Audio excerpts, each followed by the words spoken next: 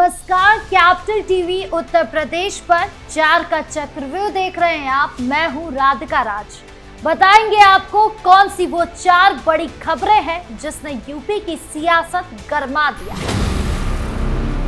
4 के चक्रव्यूह में सबसे पहले बात धुरंधर 2 फिल्म की, जिसमें अतीक अहमद के किरदार को लेकर तमाम प्रतिक्रियाओं के बीच अब समाजवादी पार्टी में रही पूजा पाल की भी प्रतिक्रिया सामने आई है, जिससे हड़कंप मच गया है। बताएंगे आपको क्या कुछ बोल रही हैं पूजा पाल।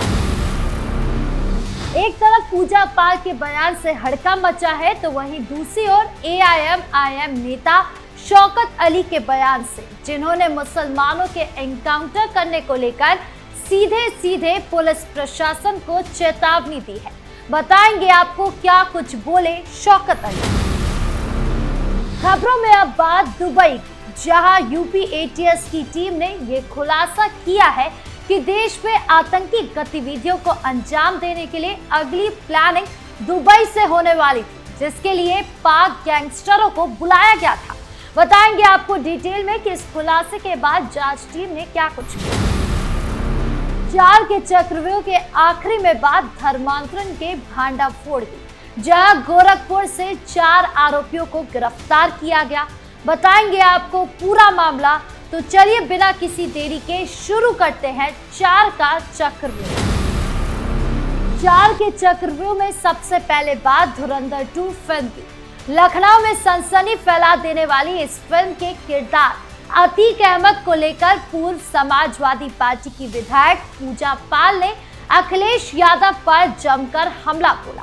पूजा पाल, जिनका पति राजू पाल अतीक अहमद से जुड़े हमले में शहीद हो गए थे, उन्होंने साफ साफ कहा कि अगर आज भी अखिलेश यादव की सरकार होती तो उनके पति की हत्या भी उसी तरह हो जाती।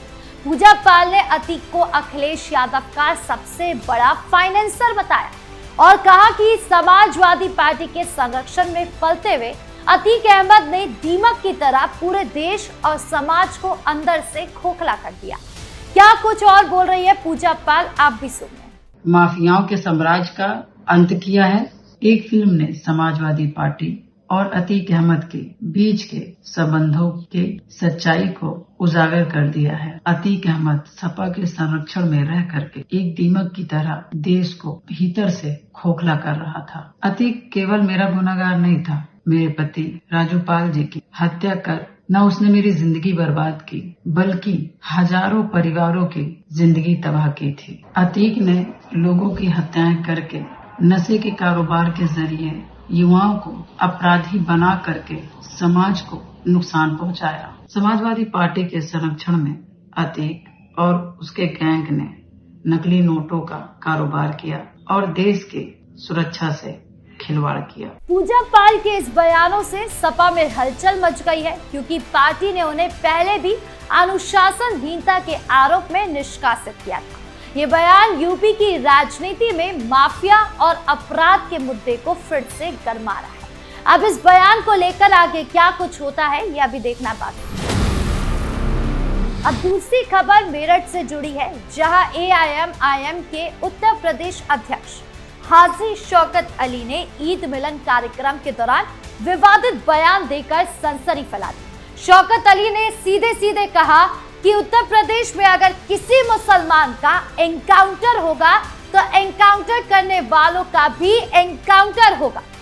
उन्होंने अपने समर्थकों से वादा करते हुए कहा कि हमें सिर्फ 11 विधायक दे दो, फिर एनकाउंटर करने वालों का भी एनकाउंटर कर देंगे। मेरे दोस्तों, मेरे बुजुर्गों, मैं 111 नहीं, आप मुझे 11 जिता करके उत्तर प्रदेश से दे दो।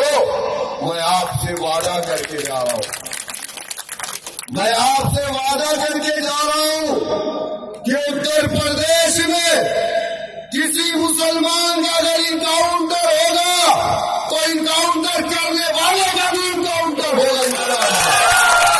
मैं वादा करके जा रहा हूं आपसे।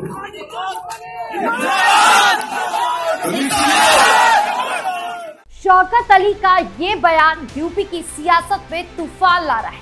कांग्रेस नेता प्रमोद तिवारी ने इसे बीजेपी का फायदा पहुंचाने वाला बयान बताया और कहा कि शौकत अली की भाषा में वो सहमत नहीं है, लेकिन ये बयान वोट कटवा रहे हैं। AIM का ये स्टैंड हिंदू मुस्लिम मुद्दे को फिर से गरमा रहा है। ये बयान पुलिस और प्रशासन के लिए खुली चुनौती की तरह है, क्योंकि उनके बयान से यूपी में कानून व्यवस्था और एनकाउंटर पॉलिसी पर बहस शुरू हो गई है। शौकत अली का तेवर देखकर लगता है कि यूपी की सियासत में छोटी पार्टियां भी बड़ी भूमिका निभाने की कोशिश कर रही हैं। अब बयान पर क्या बवाल होता है, यह भी देखना बाकी है। तीसरी खबर आतंकवाद से जुड़ी है, जहां दुबई में रची जा रही अगली आतंकी हमले की प्लानिंग का यूपी ATS ने बड़ा खुलासा किया है।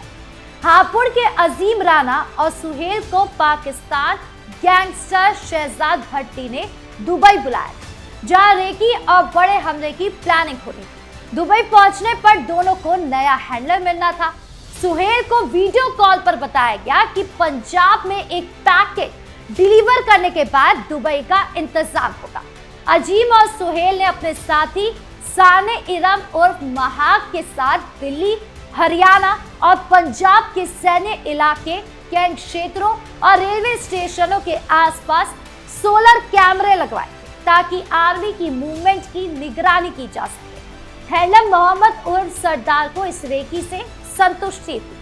प्लान में RDX सप्लाई और बड़े आतंकी हमले की तैयारी शामिल थी। यूपी ATS, इंटेलिजेंस ब्यूरो और आर्मी इंटेलिजेंस की टीम ने इस नेटवर्क को पकड़ा। सुहेल और अजीम राणा की पूछताछ से ये खुलासा हुआ।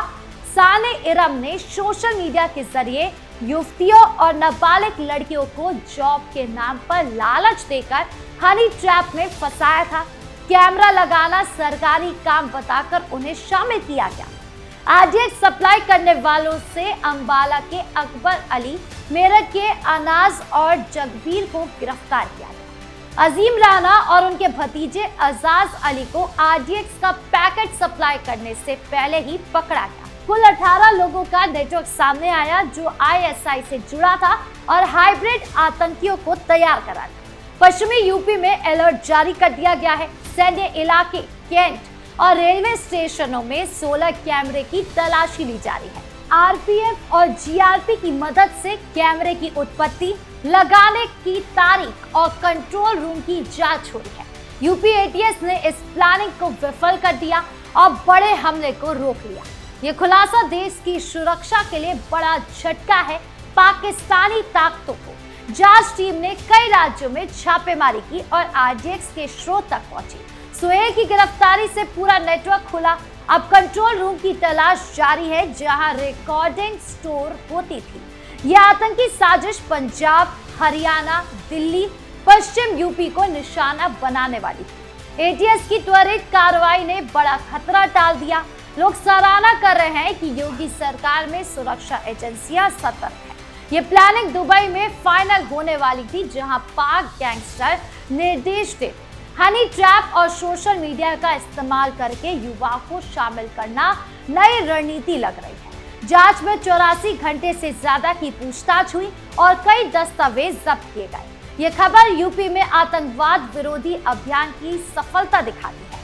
पुलिस और एजेंसियां लगातार अलर्ट मोड पर है। अब आगे क्या कुछ खुलासे होंगे, यह भी देखना बाकी है। अब 4 के चक्रव्यूह की आखिरी खबर गोरखपुर से, जहां धर्मांतरण की कोशिश का भांडाफोड़ हुआ और 4 आरोपियों को गिरफ्तार किया गया। गोरखपुर के गुलरिहा इलाके में एक घर में प्रेयर मीटिंग का आयोजन किया गया था, जिसमें 50 से ज्यादा लोगों को बुलाया गया।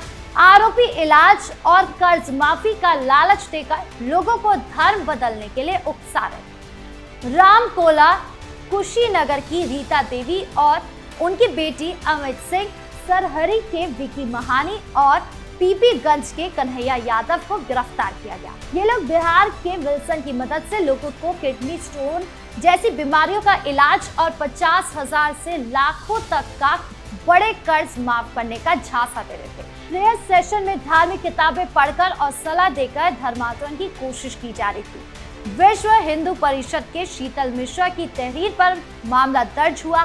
पुलिस ने मौके पर पहुंचकर चारों को गिरफ्तार किया और धार्मिक किताबें, सामग्री, फोटो, पुरानी डायरी जिसमें हिंदी और अंग्रेजी में अनुष्ठान लिखे थे और एक एंड्रॉइड मोबाइल जब्त किया। सुनिए क्या कुछ कह रही है पुलिस। थाना क्षेत्र गुलरिया का रहने वाला विकी बिहार का रहने वाला वेसन के साथ मिलकर विभिन्न लोगों को धर्मांतरण का प्रयास कर रहा है। इस संदर्भ में तत्काल ही थाना गुलरिया पर सुसंगत धाराओं में अभियोग पंजीकृत किया जा रहा है एवं 4 लोगों को हिरासत में लेकर पूछताछ की जा रही है। अन्य आवश्यक वैधानिक कार्रवाई की जाए। गोरखपुर पुलिस ने पूरे मामले की गहराई से जांच शुरू कर दी। क्या ये बड़ा नेटवर्क है या छोटा गिरोह है, इसकी तह तक पहुंचने की कोशिश हो रही है। धर्मांतरण के ऐसे मामलों में अक्सर गरीबों को निशाना बनाया जाता है और यूपी सरकार सख्ती बरत रही है। तो चाल के चक्रव्यूह में आज के लिए इतना ही। कैसा लगा वीडियो कमेंट बॉक्स में जरूर बताएं। धन्यवाद।